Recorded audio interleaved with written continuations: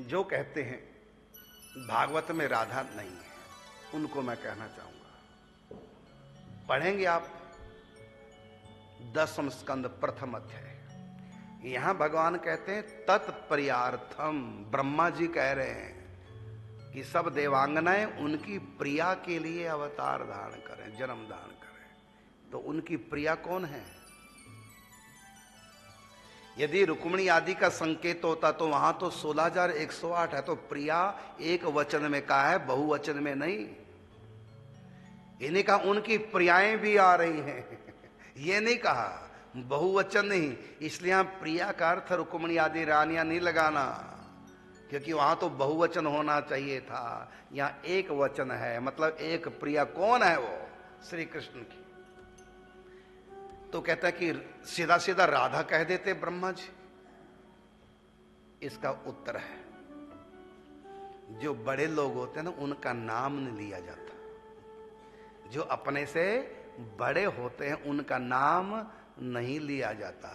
विशेषण के रूप में उनको संबोधित किया जाता है, संज्ञा के रूप में नहीं। संज्ञा नाम होता है, इसलिए अब विशेषण दिया। और विशेषण भी कौन सा? सबसे बढ़कर के प्रिया। वो कौन सा है? प्रिया जी। श्री कृष्ण की प्रिया आ रही है। सीधा सीधा राधा कहते तो ब्रह्मा जी कहते नहीं नहीं, ये तो इतना ऊंचा नाम है,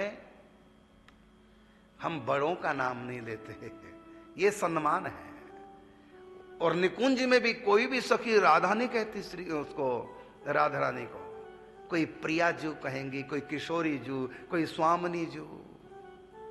हाँ, राधा नाम जप करती हैं, राधा नाम का रस लेती हैं, लेकिन पुकारने में राधा नाम कभी नहीं बोलती। और कृष्ण के लिए भी, अरे कृष्ण इधर आना, ऐसा नहीं बोलेंगी, कृष्ण नहीं बोलेंगी। हे श्याम सुंदर, हे प्यारे, हे प्रियतम, ऐसे शब्दों का प्रयोग। लेकिन हे कृष्ण, ये शब्द का प्रयोग नहीं करते। इसी प्रकार सखियां राधा नाम जपती तो हैं, लेकिन पुकारती नहीं राधा रानी को राधा कहकर।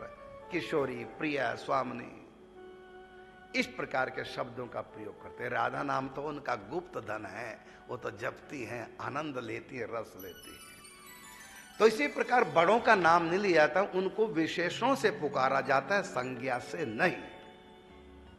इसी प्रकार श्री कृष्ण से राधा का संबंध जोड़ करके यहां भागवत में नाम लिया जा रहा। क्या? तत्।